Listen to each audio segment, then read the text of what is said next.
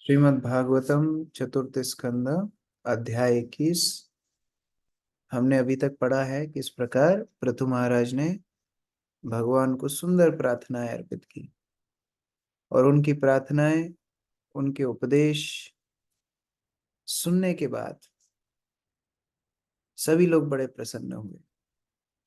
उन्होंने सारी प्रजा को वर्णाश्रम में शिक्षा दी, भक्ति में शिक्षा दी, वैष्णव सेवा में शिक्षा दी और उसके उपरांत उन्होंने सभी के सहयोग की कामना की।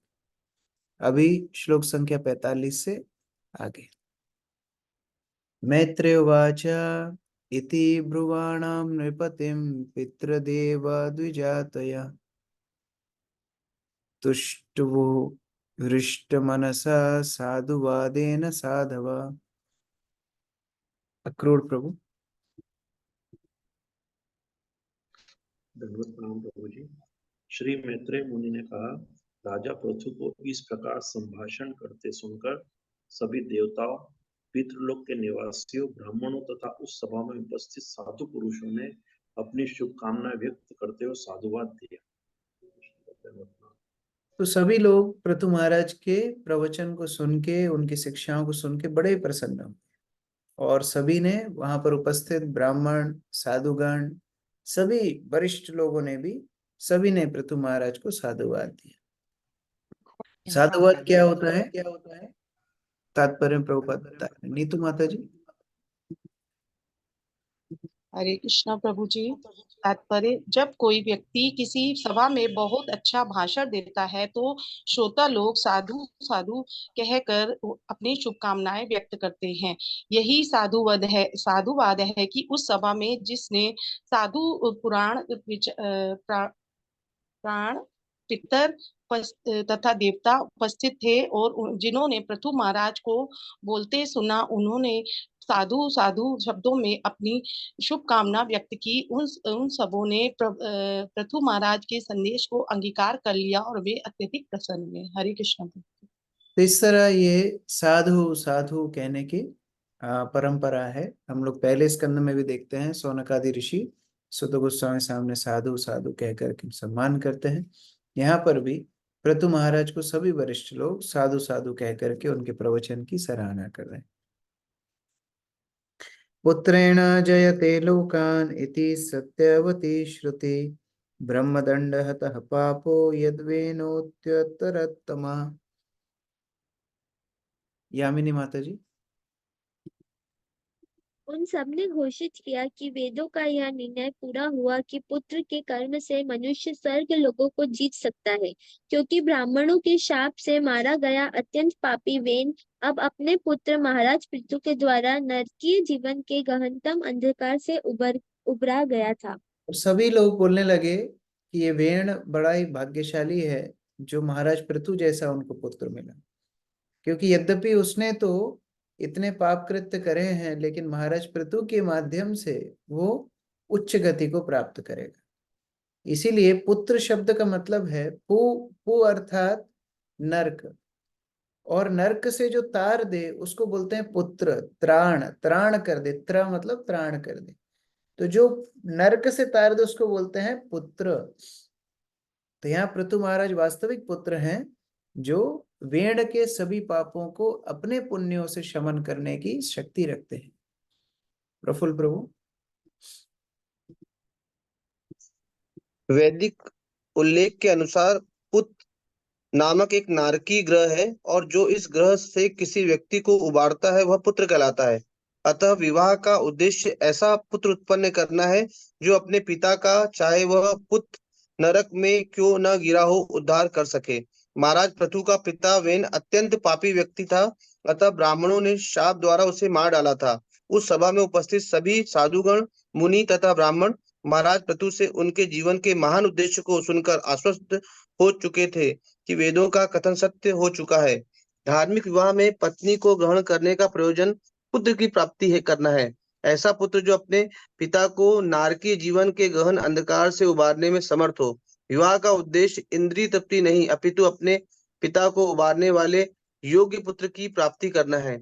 किंतु यदि पुत्र का पालन इस तरह किया जाए कि वह अयोग्य असुर हो जाए, तो फिर वह अपने पिता को नारकी जीवन से कैसे उबार सकता है। अतः पिता का यह धर्म है कि वह वैष्णव होकर बच्चों को भी वैष्णव बनाए। तब यदि पिता किसी तरह अगले जन्म में नरक में गिरता है, तो ऐसा पुत्र उसी प्रकार से उसे उबार सकता है जिस प्रकार महाराज पृथु ने अपने पिता का उद्धार किया। तो यहाँ पर प्रभुपाद बता रहे हैं, पुत्रार्थे क्रियते भार्या। विवाह का उद्देश्य क्या है? ऐसे पुत्र का जन्म हो जो आगे जाके हमारे लिए आध्यात्मिक उन्नति में मदद करे, ना कि केवल इंद्रिय तृप्ति के लिए विवाह हो। तो यहाँ पर बहुत सुंदर रूप से प्रभुपाद बता रहे हैं कि पिता का कर्तव्य क्या है। पिता का कर्तव्य है पुत्र को बचपन से ही उस प्रकार की शिक्षा हो कि वो स्वयं वैष्णव बन पाए। एक और उदाहरण दे रहे हैं जहाँ पिता को प्राण किया। हिरण्यकशिपु चापि भगवत् निन्दया विवक्षित् सुनो प्रह्लादस्य अनुभावतः। शोभा माता जी।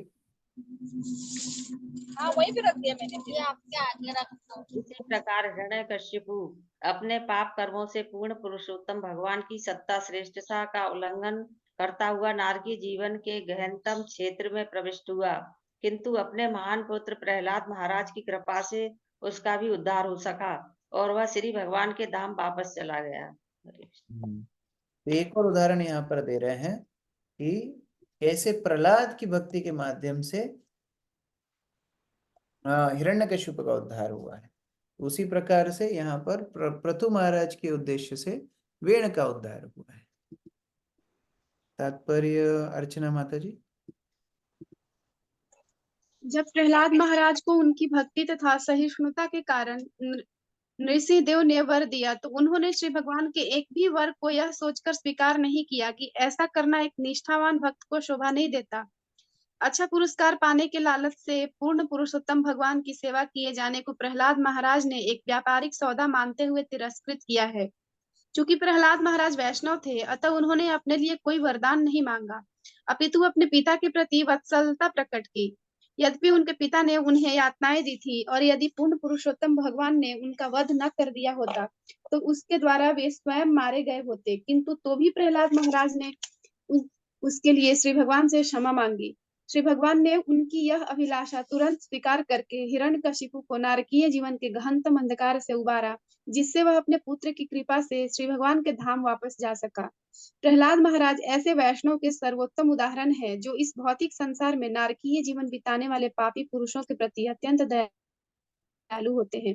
इसलिए श्री कृष्ण पर दुख दुखी कृपाम्बुद्धि नाम से जाने जाते हैं। श्री भगवान के सभी शुद्ध भक्त प्रहलाद महाराज के ही समान इस संसार में पापी लोगों के उबारने हेतु दया से परिपूर्ण है। वे सभी प्रकार के कष्टों को सहिष्णु बनकर सहते हैं, क्योंकि वैष्णव का एक अन्य गुण है जो भौतिक अस्तित्व की नारकीय दशाओं से पापी पुरुषों के उद्धार के लिए प्रयत्नशील रहता है। अतः वैष्णवों की निम्न विधि से स्तुति की जाती है। वांछाकल्पतरुभ्यश्च कृपा सिंधुभ्य एव च पतितानां पावनेभ्यो वैष्णवेभ्यो नमो नमः। वैष्णव का मुख्य कार्य पतित आत्माओं का उद्धार करना है। तो प्रहलाद महाराज के जीवन से हम देखते हैं कि जो हिरण्यकशिपु ने उनको इतनी प्रताड़नाएं दी थी, उसी हिरण्यकशिपु के लिए प्रार्थना प्रहलाद नरसिंहदेव से करते हैं। और नरसिंहदेव उस समय प्रहलाद को यह आश्वासन देते हैं कि आप अपने पिता की क्या बात करते हो, आपकी तो 21 पीढ़ियों का मैं उद्धार करूंगा। तो इस प्रकार प्रहलाद महाराज ने उनका उद्धार किया। और बाद में प्रहलाद महाराज ये भी प्रार्थना करते हैं कि भगवान, मुझे मेरे उद्धार की चिंता नहीं है, मैं तो उन मूर्खों के उद्धार की चिंता कर रहा हूँ जो भौतिक संसार को अपना घर मान चुके हैं, मतलब हम सब बद्ध जीव। तो ये वैष्णव का चरित्र होता है, वो हमेशा दूसरों को उद्धार करने के लिए लालायित रहते हैं, इसलिए वो पतितों का उद्धार करने वाले हैं। पतितानाम पावनेभ्यो वैष्णवेभ्यो नमो नमः। ये वैष्णव की पहचान है, जिसके अंदर अनुकंपा हो पतित जीवात्माओं के लिए। वीर्यवर्य पितः पृथ्व्या समा संजीव शाश्वती यस्य ईदृशी अच्युते भक्ति सर्वलोकैक भर्तरी। गौरी शंकर प्रभु। सभी साधु ब्राह्मणों के प्रभु महाराज को इस प्रकार संबोधित किया, हे वीर श्रेष्ठ, हे पृथ्वी के पिता, आप दीर्घजीवी हो, क्योंकि आप में समस्त ब्रह्मांड के स्वामी अच्युत भगवान के प्रति अत्यधिक श्रद्धा है। यहाँ पर अब सारे ब्राह्मण लोग पृथु महाराज को आशीर्वाद दे रहे हैं। वो बोल रहे हैं कि आप दीर्घायु हो, क्योंकि आपके जैसे अगर राजा रहेंगे पृथ्वी पर तो धर्म शाश्वत रूप से ऊपर जाता जाएगा, सभी प्रजा धर्म का अनुसरण करेंगी। इसलिए आपके अंदर जो भक्ति है, आपकी श्रद्धा भगवान के प्रति बढ़ती रहे, आपकी श्रद्धा दूसरों के अंदर भी आती रहे और आप दीर्घ जीवी हो, ऐसा आशीर्वाद साधु पुरुष पृथु महाराज को दे रहे हैं। रेखा माता जी। सभा में उपस्थित साधु पुरुषों ने पृथ्वी महाराज को दीर्घ आयु प्राप्त करने का आशीर्वाद दिया, क्योंकि भगवान के प्रति उनकी श्रद्धा तथा भक्ति अटूट थी। यद्यपि जीवन की अवधि सीमित वर्षों की होती है, किंतु यदि सौभाग्यवश कोई भक्त हो जाता है तो वह प्रदत्त जीवन अवधि को पार कर लेता है। निस्संदेह कभी कभी योगी अपनी इच्छा अनुसार मरते हैं, प्राकृतिक नियमों के अनुसार नहीं। भक्त की दूसरी विशेषता यह है कि वह भगवत भक्त के कारण सदा सदा के लिए जीवित रहता है। कहा गया है कि कीर्ति से सजीवती, जो अपने पीछे अच्छी ख्याति छोड़ता है वह सदैव जीवित रहता है। विशेष रूप से भगवान का भक्त तो निश्चित रूप से सदैव जीवित रहता है। जब भगवान चैतन्य महाप्रभु रामानंद राय से वार्तालाप कर रहे थे तो चैतन्य महाप्रभु ने पूछा, सबसे बड़ा यश क्या है? रामानंद राय का उत्तर था, जो महान भक्त के रूप में ख्याति प्राप्त है उसी की सर्वाधिक ख्याति है, क्योंकि भक्त न केवल वैकुंठ लोक में ही सदैव वास करता है, किंतु वह इस संसार में भी अपनी ख्याति से सदा जीवित रहता है। हरे कृष्ण। इसलिए हम लोग देखते हैं हमारे जो महान आचार्य होते हैं, जैसे शिला भक्ति सिद्धांत सरस्वती ठाकुर, शिला प्रभुपाद और भी जो महान आचार्य हैं, प्रभुपाद के शिष्य हैं, वो यद्यपि अपना शरीर छोड़ देते हैं लेकिन हम उनकी व्यास पूजा एक एक साल बढ़ा के बनाते जाते हैं। जैसे प्रभुपाद की अभी हमने 125वीं वर्षगांठ बनाई थी, शिला भक्ति सिद्धांत सरस्वती की 150वीं बनाई थी। यद्यपि उन्होंने शरीर बहुत पहले छोड़ दिया लेकिन उनकी आयु बढ़ी रही है, उनकी ख्याति बढ़ी रही है। ये वैष्णव है जिनकी ख्याति कभी भी खत्म नहीं होती है। ये भक्तों के गुण है, क्योंकि वो शाश्वत भगवान का शाश्वत संबंध को स्थापित कर लिए हैं, उनकी कीर्ति भी शाश्वत हो गई है। इसलिए अगर किसी को वास्तव में फेमस होना है, भगवत भक्त बनना चाहिए। अहो वयम यद्य पवित्र कीर्ते त्वयि वनाथेन मुकुंदनाथ, य उत्तम श्लोक तमस्य विष्णुर ब्रह्मण्य देवस्य कथाम व्यनक्ति। अंकित प्रभु। श्रोताओं ने आगे कहा, हे राजा पृथु, आपकी कीर्ति परम शुद्ध है, क्योंकि आप ब्राह्मणों के स्वामी भगवान की महिमाओं का उपदेश दे रहे हैं। हमारे बड़ भाग हैं कि हमने आपको स्वामी रूप में प्राप्त किया है, जिससे हम अपने आप को भगवान के प्रत्यक्ष आश्रय में समझ रहे हैं। हरे कृष्ण। अभी अपनी कृतज्ञता सारे जिन्होंने महाराज पृथु से श्रवण किया अपनी कृतज्ञता बता रहे हैं। ये शिष्टाचार होता है। जब हम गुरु से श्रवण करते हैं तो उनको अपनी कृतज्ञता इन शब्दों में बतानी चाहिए कि हमने आपसे क्या सीखा। ये भी शिष्टाचार है। गुरु सबसे ज्यादा प्रसन्न होते हैं जब वो देखते हैं कि हाँ, मैं जो संदेश देना चाहता था ये इन्होंने उस संदेश को स्वीकार किया है। तो इस प्रकार से भगवान की महिमा का श्रवण किए हैं, सभी लोग बड़े प्रसन्न हैं, अपनी कृतज्ञता पृथु महाराज को अर्पित कर रहे हैं। तात्पर्य दीपिका माता जी। नागरिकों ने घोषित किया कि महाराज पृथु के संरक्षण में रहते हुए वे अपने को भगवान के ही संरक्षण में समझ रहे हैं। इस संसार में इस प्रकार की समझ सामाजिक स्थायित्व की यही स्थिति है। चूंकि वेदों का कथन है कि भगवान ही समस्त जीवों के पालक और नायक है, अथवा राजा या शासन अध्यक्ष को परम पुरुष का प्रतिनिधि होना चाहिए, तभी वह भगवान के समान सम्मान प्राप्त करने का दावा कर सकता है। इस श्लोक में यह भी संकेत किया गया है कि राजा या शासन अध्यक्ष किस प्रकार समाज का नायक बन सकता है, क्योंकि पृथु महाराज भगवान विष्णु की श्रेष्ठता तथा उनकी महिमा का गान कर रहे थे। ऐसे राजा या नेता की अध्यक्षता में रहना मानव समाज का पूर्ण अधिकार है, अतः वे भगवान के उचित प्रतिनिधि थे। ऐसे राजा या नेता का मूल दायित्व अपने राज्य में ब्राह्मण सभ्यता तथा गौओं को सुरक्षा प्रदान करना है। तो ऐसे जो धर्मपरायण राजा हैं, जो भगवत भक्त हैं, भगवान के ऊपर पूरा जीवन समर्पण करे हैं, ऐसे भगवान के प्रतिनिधियों के आश्रय में रहना मतलब भगवान के आश्रय में ही रहना है। ये कनिष्ठ का विचार है कि मैं डायरेक्ट भगवान के अंडर रहूंगा। या अगर हम हमारे भक्त समाज में देखें तो कई बार लोगों का ये विचार होता है, अरे मैं तो अपने गुरु के अंडर रहूंगा बस, और मुझे किसी से कोई मतलब नहीं है, मेरी दीक्षा फलाने व्यक्ति से हुई है और बस मैं उन्हीं के अंडर में रहूंगा, भले ही मैं उनसे साल में एक बार मिलूंगा लेकिन मैं तो उन्हीं के अंडर में हूँ। नहीं, जो प्रतिनिधित्व कर रहे हैं उनके संरक्षण में रहना मतलब है उस व्यक्ति के संरक्षण में रहना जिनका वो प्रतिनिधित्व कर रहे हैं। जो भगवान के प्रतिनिधि हैं, गुरु के प्रतिनिधि हैं, उनके संरक्षण में रहना उसी के समान है। इस श्लोक में प्रभुपाद उसको बता रहे हैं। नात्याद्भुतम इदम नाथ त्वाजीव्यानुशासनम प्रजानुरागो महताम प्रकृतिम करुणात्मनाम। मधु माता जी पढ़िए।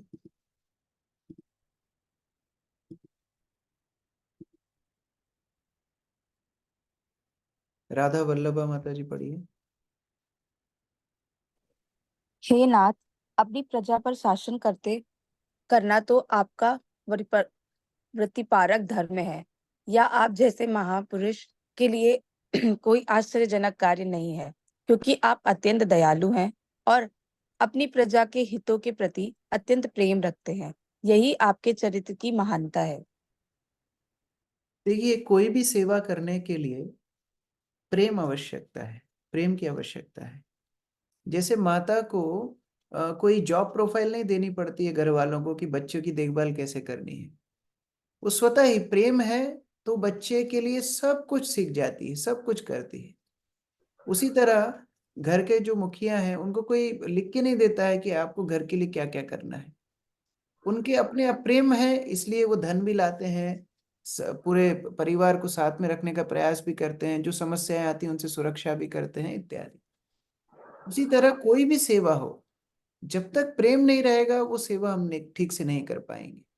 यहाँ पर प्रजाजन पृथु महाराज को बोल रहे हैं, क्योंकि आपके अंदर हमारे लिए दया है, प्रेम है, हमारे हितों की आप चिंता करते हैं, इसलिए स्वाभाविक है आपके लिए हमारे ऊपर शासन करना।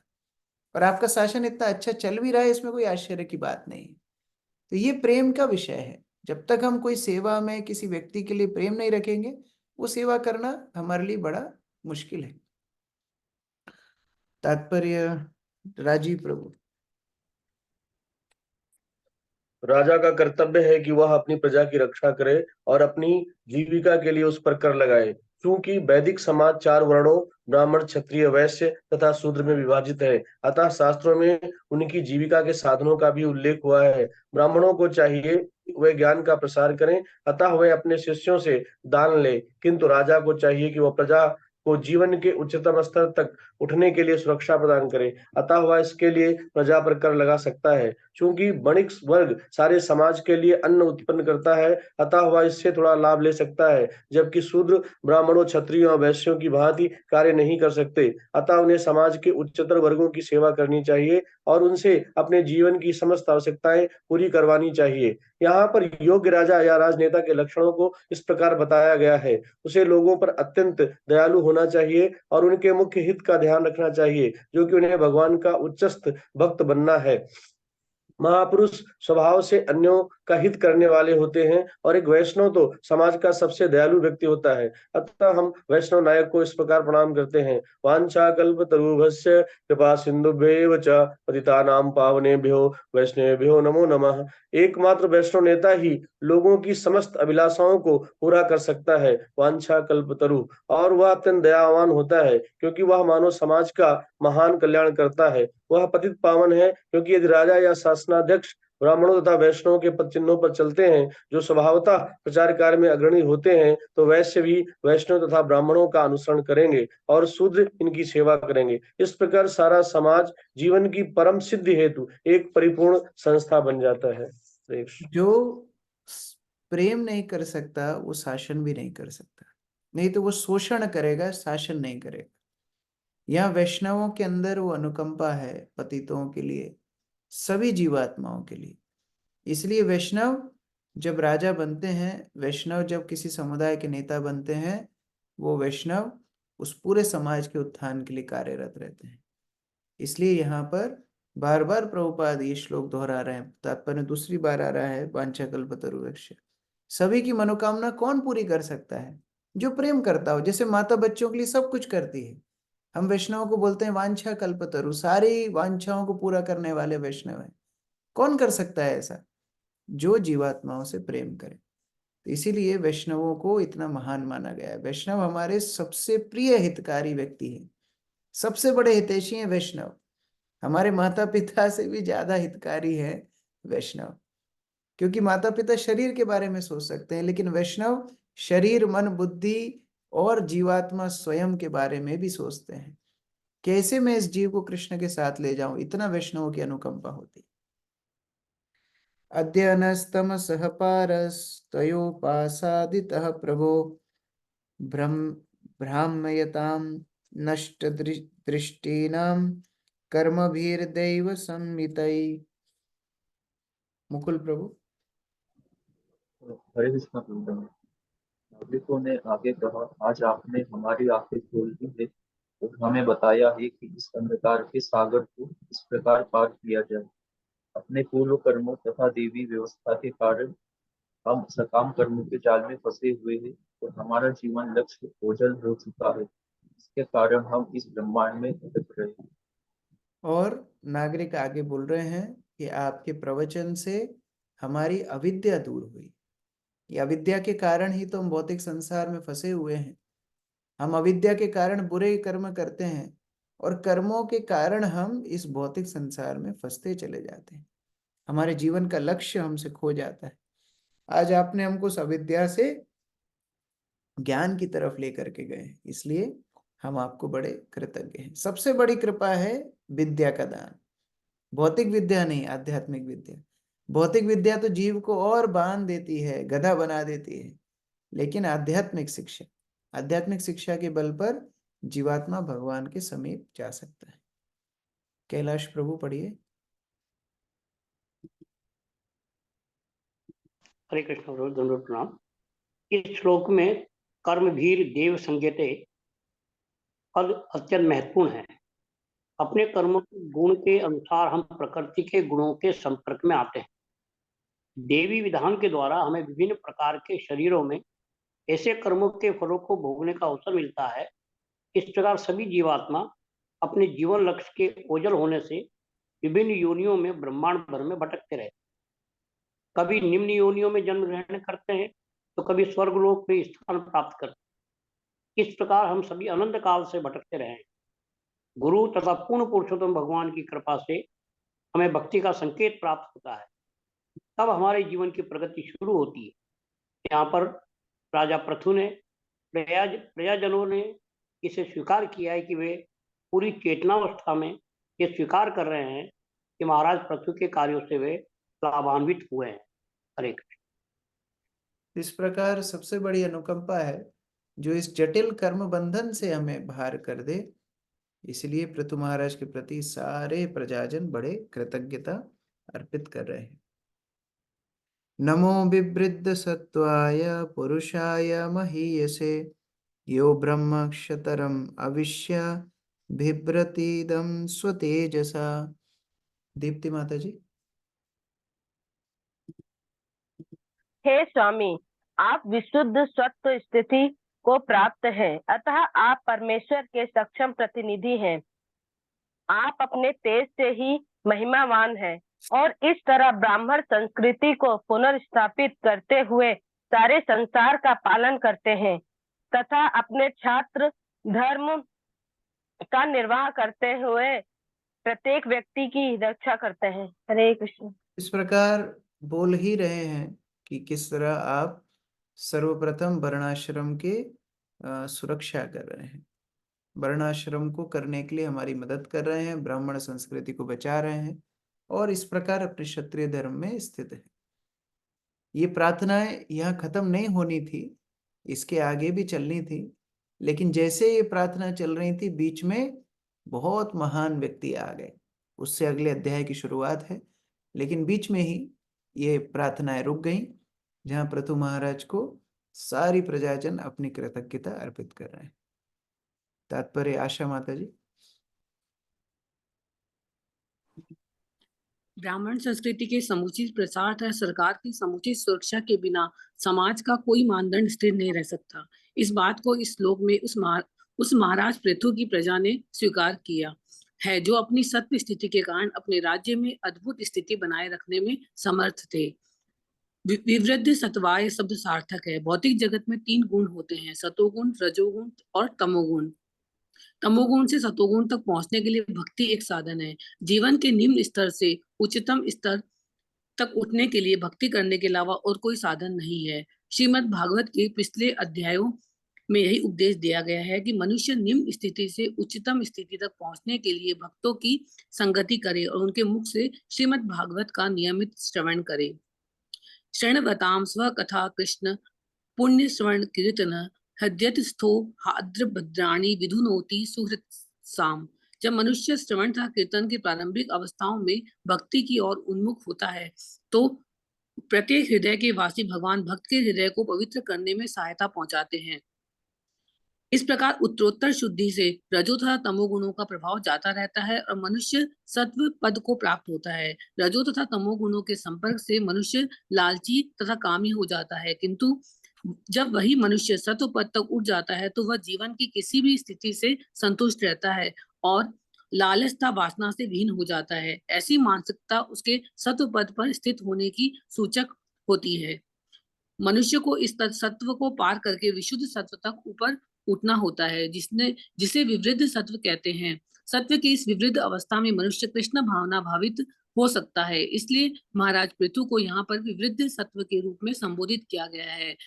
यद्यपि महाराजा पृथु शुद्ध भक्त के दिव्य पद पर स्थित थे, किंतु मानव समाज के हित में वे ब्राह्मण तथा क्षत्रिय के पद पर उतर आए थे और इसी प्रकार अपने तेज से उन्होंने सारे संसार को संरक्षण प्रदान किया था। यद्यपि वे क्षत्रिय राजा थे, किंतु वैष्णव होने के कारण ब्राह्मण भी थे। ब्राह्मण के रूप में वे प्रजा को समुचित आदेश दे सकते थे और क्षत्रिय रूप में उसे सुरक्षा प्रदान कर सकते थे। इस प्रकार महाराजा पृथु की प्रजा एक कुशल राजा के द्वारा सही प्रकार से सुरक्षित थी। इस प्रकार श्रीमद् भागवत के चतुर्थ स्कंद के अंतर्गत महाराजा पृथु द्वारा उपदेश नामक 21वें अध्याय का समापन होता है। हरे कृष्ण। हरे कृष्ण। प्रकार से जब भगवान की कथा का श्रवण कीर्तन किसी भी राज्य में चलता रहता है, सारी प्रजा के अनर्थ शमन हो जाते हैं। धीरे धीरे हृदय शुद्ध होते हैं और जब हृदय शुद्ध होते हैं तो स्वतः ही पाप कार्य करने की इच्छा नहीं होती। उस समाज में नैतिकता अपने आप ही आती है। इसलिए जब श्रील प्रभुपाद इस धराधाम पे थे, उन्होंने इस संकीर्तन आंदोलन के ऊपर बड़ा जोर दिया और इस संकीर्तन आंदोलन के बल पर बड़ी बड़ी समस्याएं सॉल्व कर दी।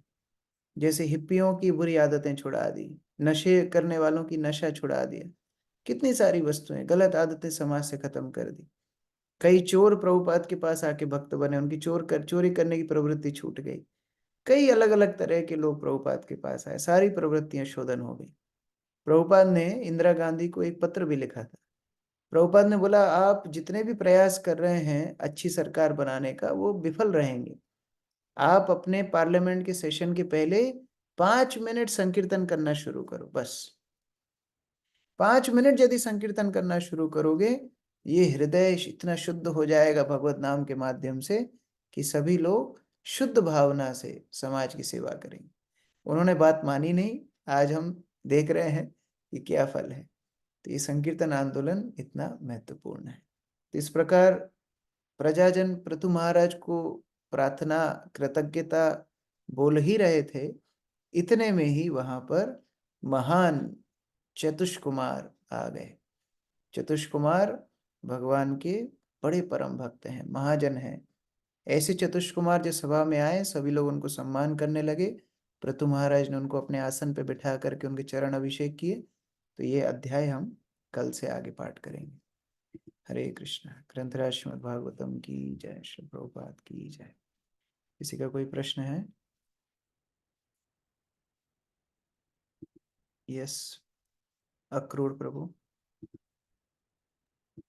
हरे कृष्णा प्रभु जी, धन्यवाद प्रणाम।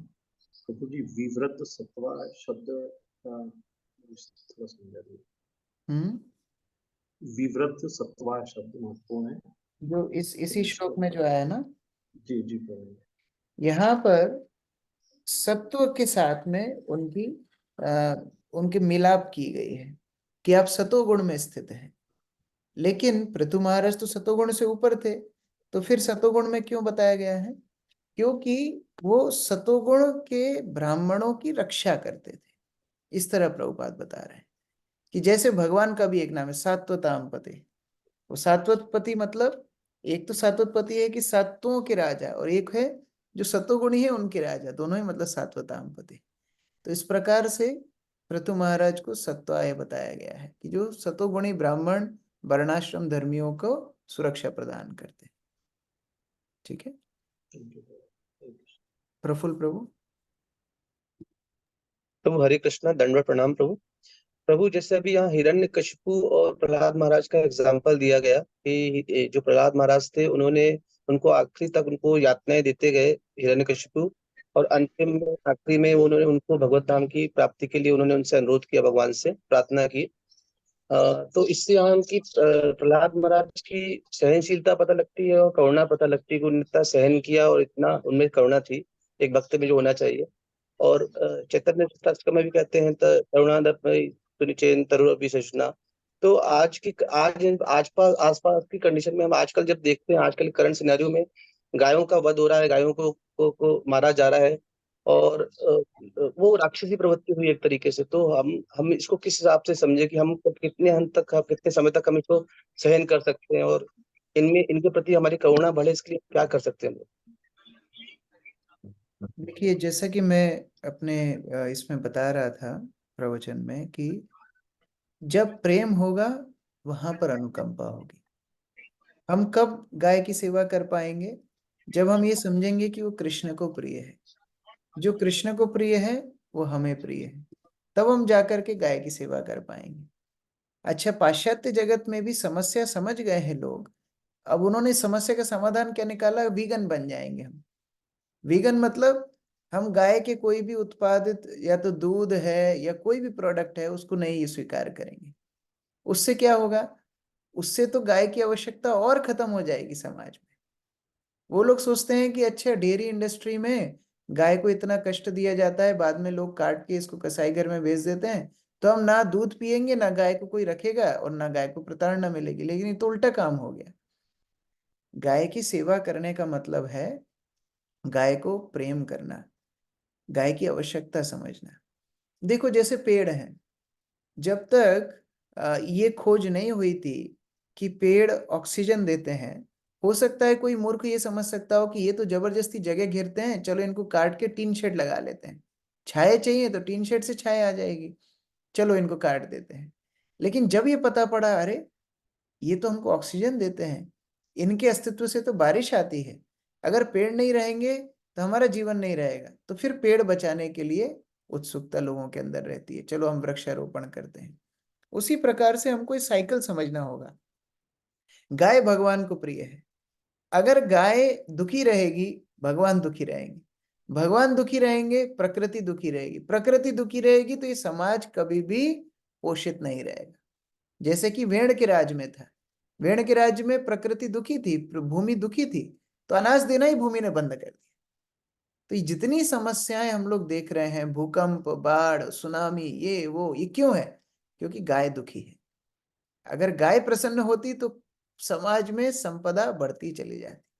तो ये हमको साइकिल समझना है। अब प्रैक्टिकली इसको कैसे करें? सामान्यतः हर गृहस्थ को गाय का पालन करना अनिवार्य है। शास्त्र के अनुसार हर गृहस्थ को गाय को पालन करना अनिवार्य है वर्णाश्रम। बिना गाय के गृहस्थ धर्म पालन ही नहीं हो सकता। अब हम कैसे घर में रखें? हम तो फ्लैट में रहते हैं, हम तो छोटे घर में रहते हैं, कॉलोनी वाले तो हमको बहिष्कार कर देंगे। तो इसका समाधान है, फिर जहाँ गौशाला है वहां जाके आप सेवा करो, वहां जाके प्राकृतिक रूप से सेवा करो। गाय के लिए कम से कम उसको थोड़ा सा गले में खुजा के आओ, थोड़ा उसको गाय को थोड़ा घास इत्यादि खिला के आओ। अगर फिजिकली नहीं जा सकते हैं तो थोड़ा धन के माध्यम से गाय की सेवा करो। ये गृहस्थ धर्म का पार्ट है। तो जहां भी गौशालाएं चल रही हैं उनका समर्थन, उनका सहयोग हमको करना है। गौशालाओं की भी समस्या क्या है कि गौशालाओं में गो धन की वृद्धि बड़ी जल्दी होती है। अभी एक गाय अपने जीवन में 20-25 बच्चों को जन्म दे देती है।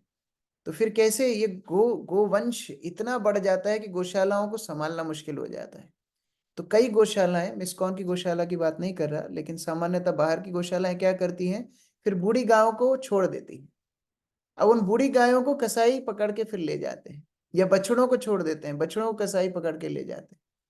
या फिर वो कोई गांव वालों के साथ बातचीत करते हैं, गौशाला वाले बोलते हैं कि आप बछड़ों को रखिए, वो किसान ले लेता है, जब तक बैल काम करता है तब तो काम कराता है, फिर बाद में वो भी कसाई घर को बेच देता है।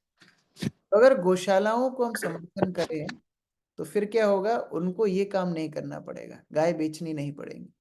तो इस प्रकार से हम लोग मदद कर सकते हैं। तो मैंने आपको 2-3 बातें बताई। पहली, हमको महत्व को समझना होगा कि कैसे भगवान गाय को प्रेम करते हैं। गाय प्रसन्न रहेगी, प्रकृति प्रसन्न रहेगी, प्रकृति प्रसन्न रहेगी, पूरा समाज प्रसन्न रहेगा। दूसरा, अगर हम शारीरिक रूप से जाकर के गाय की सेवा कर सकें सबसे अच्छा है। और तीसरा, अगर ना कर सकें, कम से कम जहाँ गौशालाएं हैं वहां जाकर के समर्थन करना चाहिए, जिससे वो अपने काम को आगे बढ़ा सके। ठीक है, हरे कृष्ण। Thank you. दीपिका माता जी। हरे कृष्ण प्रभु जी, दंडवत प्रणाम। परसों आपने बताया था क्लास में प्रभु जी, भगवान का निर्गुण नाम इसलिए पढ़ा क्योंकि उनमें भौतिक गुण नहीं होते। तो हमारे में तो भौतिक गुण ही है प्रभु जी, रजोगुण और तमोगुण। तो फिर गुणात्मक दृष्टि से हम और भगवान तो कैसे एक हो सकते हैं? आत्मा के अंदर कोई भौतिक गुण नहीं है। आत्मा भगवान का अंश है। ये शरीर ये भौतिक गुणों से प्रभावित रहता है।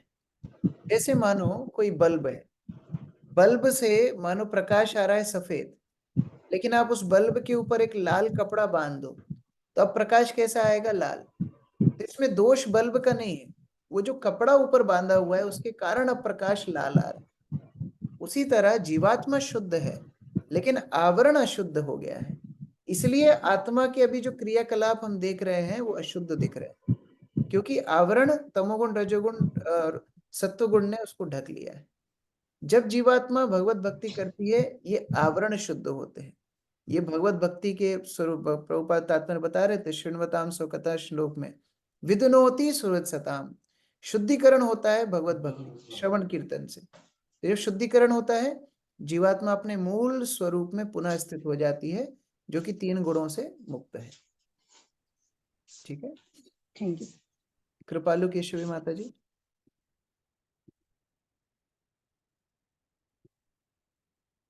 कृष्णा प्रभु, धन्यवाद, प्रणाम। 2 दिन पहले आपने कहा था कि ब्राह्मणों को सैलरी नहीं मिलना चाहिए। तो यहाँ पर मॉरिशस में उल्टा है। यहाँ पर जितना शिवालय है यहाँ पर गवर्नमेंट प्रोवाइड, यानी कि every month they get salary, even the mosque and churches also. Bharat में भी यही दुर्दशा है। इसलिए हम बोलते हैं कि कलयुग में ब्राह्मण है ही नहीं, कलयुग में शूद्र है सब। But they don't accept. It doesn't matter. मान लो आज आज कृपालु केशवी माता जी बोलती हैं कि मैं मॉरिशस की प्राइम मिनिस्टर हूं, तो कोई मानेगा? तो इस तरह they may say that they are Brahmanas, but shastras don't accept, authorities don't accept, so it doesn't matter what this. Okay, thank you so much. Rekha माता जी। प्रभु जी, वंचक शब्द मीन्स क्या होता है? हाँ, वंचक कौन से श्लोक में आया है? श्लोक 33 चैप्टर 20 श्लोक 33 मैं निकाल रहा हूँ। तात्पर्य में हाँ, लास्ट 3rd लाइन 33 ना जी। प्रिटेंडर्स मतलब यही है ना, दूसरे अदर्स आर डिस्क्राइब। लाइन पढ़िए। अन्य सबों को वंचक कहा गया है। हाँ, प्रिटेंडर्स मतलब जो दिखावा करते हैं, जो दिखावा करते हैं, जो वास्तव में भक्त नहीं है लेकिन दिखावा करते हैं, धर्मध्वजी उनको बोलते हैं। वो ढोंग तो ऐसा करेंगे कि हम बहुत बड़े धर्म पालन करता है, लेकिन वो धर्म का पालन नहीं करते हैं, धर्म की आड़ में अधर्म करते हैं, उस तरह। प्रभु जी, जैसे शिक्षा कष्ट में आता है कि मम जन्मनि जन्मनीश्वरे, इसका प्रॉपर एक बार समझ। जन्मनि जन्मनीश्वरे का अर्थ है, हे भगवान मैं आपसे मोक्ष की कामना भी नहीं कर रहा हूँ। हे भगवान मैं आपसे कोई भी कामना नहीं कर रहा हूँ, मैं बस एक ही कामना कर रहा हूँ कि मुझे आपकी सेवा मिलती रहे, बस। आप मुझे नरक में रखें, स्वर्ग में रखें, भूमंडल पे रखें, भगवत धाम ले जाएं, जहां भी आप मुझे ले जाएं, मैं बस आपकी सेवा करता रहूं। ये चैतन्य महाप्रभु ने हमको शिक्षा दी। प्रभु जैसे श्लोक 35 में है कि भक्त यह भी नहीं चाहता कि जन्म का चक्र रुके, तो मतलब जन्म होता रहे कैसे?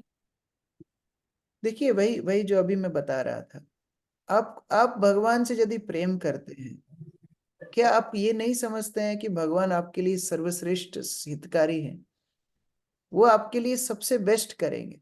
तो भक्त अलग से क्यों भक्त भगवान से प्रार्थना करेगा कि भगवान मुझे मुक्त करो, कि मुझे ये करो, कि मुझे वो करो? जैसे कोई छोटा बच्चा अगर माँ बाप के पास जाकर के बोले कि मम्मी आज टाइम से खाना बना देना, वो तो आप बनाएंगे ही, उसको बोलने की क्या आवश्यकता है? पापा पापा मेरी स्कूल की फीस भरोगे कि नहीं भरोगे? वो तो भरेंगे ही। इसी तरह भक्त के लिए भगवान सब कुछ करने के लिए तैयार रहते हैं। तो पृथक रूप से भक्त जन्म जन्म चक्र को रोकने के लिए भी भगवान से प्रार्थना नहीं करता।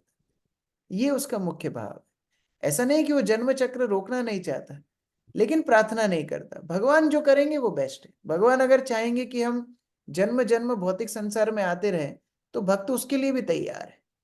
ये समर्पण है। ठीक है। प्रभु जी, क्या आप एक क्लास में पूरा ये शिक्षाष्टकम समझा सकते हो अच्छे से? क्योंकि पढ़ने से और आपके समझाने में बहुत फर्क।